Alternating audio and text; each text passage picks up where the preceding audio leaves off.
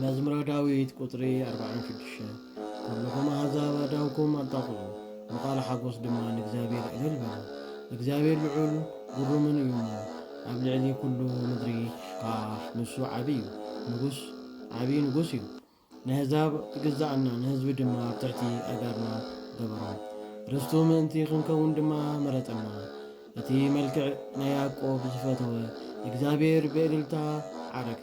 ጎይታና ድማ በድምፂ መለከት ዘምሩ ንኣምላኽና ከዓ ዘምሩ ዘምሩ ንንጉስና ከዓ ዘምሩ እግዚአብሔር ንኩሉ ምድሪ ንጉስ እዩ እሞ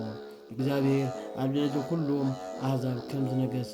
ፈሊጥኩም ብልቢ ዘምሩ እግዚአብሔር ግና ኣብ ቅዱስ መንበሩ ይነበር ኣንቱም ሓሉቕ ኣሕዛብ ምስ ኣምላኽ አብርሃም ተኣከቡ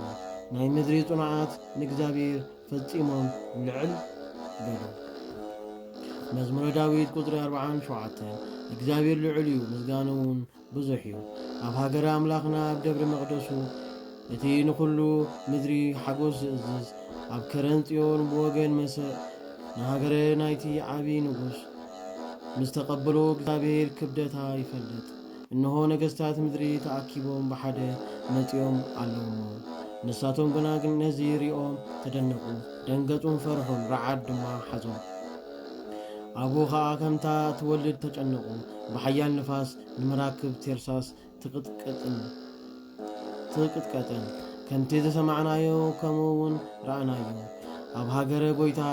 ሓያልን ኣብ ሃገረ ኣምላኽና እግዚአብሔር ንዓለም ፈጠራ ጎይታ ኣብ ማእኸል ህዝብኻ የሬታኻ ተቐበለና ከም ስምካ ድማ ኣብ ኩሉ ጫፍ ምድሪ ምስጋናኻ ከምኡ እዩ የማንካ ሓቂ ዝመልስ እዩ ነኽራን ጽዮን ደስ ይብለን ኣዋልድ ይሁዳ ድማ ሓጎስ ይገብራ ጎይታ ምእንቲ ፍርድኻ ንጽዮን ከበብዋን ሓቕፍዋን ኣብ ውሽጢ ህንፃ ድማ ተናገሩ ኣብ ሓያል እውን ልብኹም ኣንብሩ ረድኤታ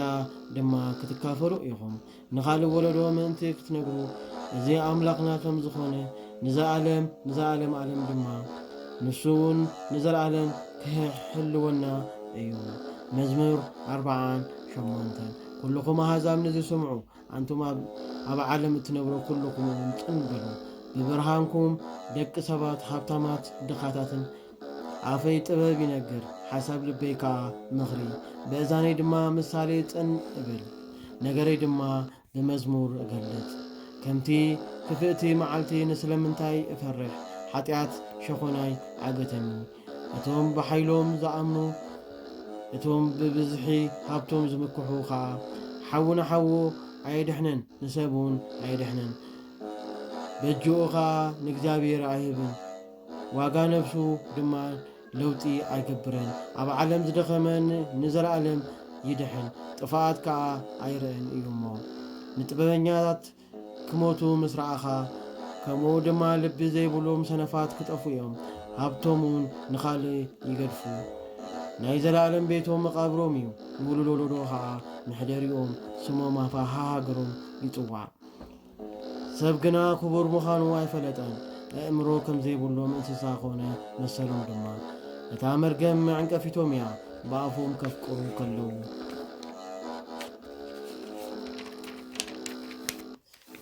ሞት ኣብ መቃብር ከም ኣባጊዕ ይሕልዎም ኣሎ እቶም ቁንዓት ድማ አንጊሆም ይገዝእዎም ረድኤት ካብ ክብሮም ተፈልያ ኣብ ሲኦል ክትበሊዕ እያ ግናኸ ምስ ወሰዶኒ እግዚአብሔር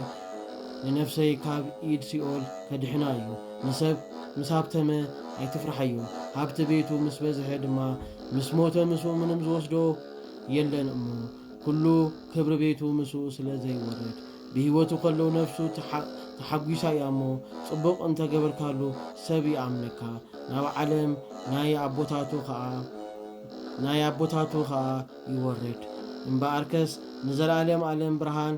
ኣይርአን እዩ ወዲ ሰብ ግና ክቡር ምዃኑ ኣይፈለጠን ኣእምሮ ከም ዘይብሉ እንስሳ ኾነ መሰሎም ድማ መዝሙረ ዳዊት ቁጥሪ 49 ኣምላኽ ኣማልክት እግዚአብሔር ተዛረበ ንምድሪ ድማ ጸዋዓ ካብ ምዕራብ ፀሓይ ጀሚሮ ክሳብ ምዕራብ ካብ ገጽ ምስጋንኡ ካብ ጽዮን ድማ እግዚአብሔር ግና ብጋህዲ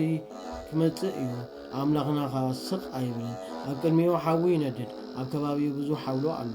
ነታ ኣብ ላዕሊ ዘላ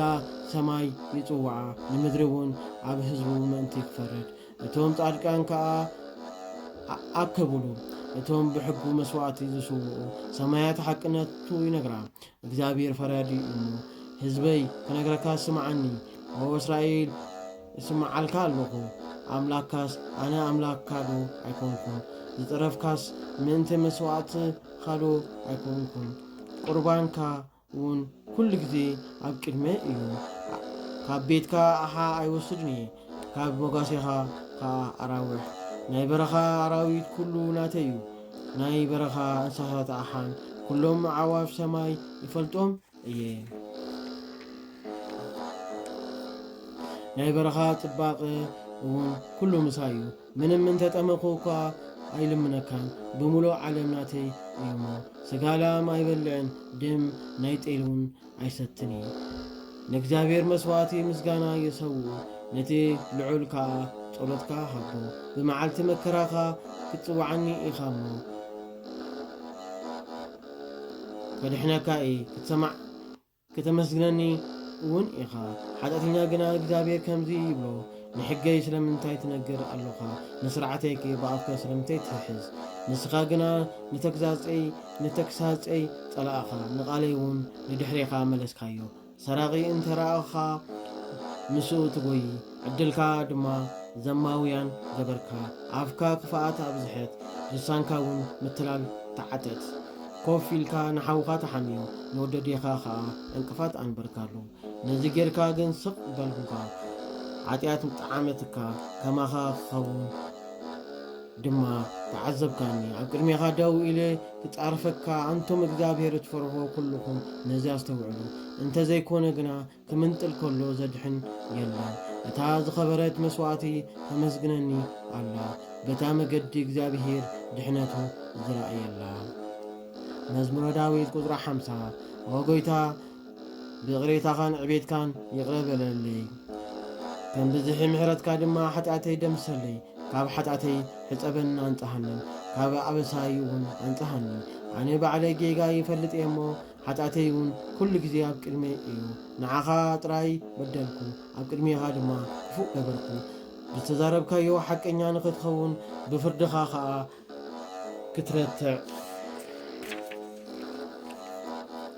እነሆ ሓጢአት ተጸኒሰ ኣለኹሞ ኣደይ ድማ ብዓመፅ ወሊዳትኒ ኣላ እነሆ ሓቂ ፈቲኻ ኢኻ እሞ ነቲ ዘይንገር ሕቡእ ጥበብ ነገርካኒ ብስም እዛ ትነጽገለይ ንጹህ ከዓ ክኸውን ተሓጽበኒ ካብ በረድ ድማ ዝያዳ ጽዕዶ ሓጎስን ደስታን ተሰማዓኒ ዕጽምተይ ጻድቃን እውን ደስ ይብሎ ካብ ሓጢአተይ ገጽካ መልስ ንኩሉ ኣበሳይካ ደምሰለይ ወጎይታ ንጹህ ልቢ ፍጠረለይ ቁኑዕ መንፈስ ድማ ኣብ ውሽጠይ ሓድስ ኣብ ቅድሚ ገጽካ ኣይትስጎገኒ ቅዱስ መንፈስካ እውን ካባይ ኣይትውፅእ ሓጎስካን ድሕነትካን ደኣ ሃበኒ እምበር ብጽኑዕ መንፈስካ ድማ ኣንጽሐኒ ንሓጢኣን መገዲ ምእንቲ ከተስተምህሮም ንዝንጓዓትካ ናባኻ ምእንቲ ክምለሱ ኣምላኽ ድሕነተይ ዝኾንካ እምበኣር ዝኾንካ እግዚአብሔር ካብ ደም ኣድሕነኒ ወጎይታ ልሳነይ ብሓቅነትካ ደስ ይብሎ ኣሎ ከናፍረይ ትገልጽ ኣፈይ እውን ምስጋናኻ ይናገር ኣሎ ፍቓድካ እንተ ኮይኑስ መስዋዕቲ መሃብኩ ነይረ ንምሕራር መስዋዕቲ ደኣ ኣይትሰምሮን መስዋዕቲ እግዚአብሔርሲ ቁኑዕ መንፈስ እዩ እግዚአብሔር ትሑት ልብን ቅንዕናን ኣይንዕቅን ወጎይታ ንጽዮን ብፍቓድካ ጸብቃ ቅጥርታት ኢየሩሳሌምን ይታነጻ ሓቀኛ ዝኾነ መስዋዕቲ ምስ ፈተኻ መብኡን ቁርባኑን ከዓ ሽዑ ኣብ መሰዊኻ ኣሓ ይስውኡልካ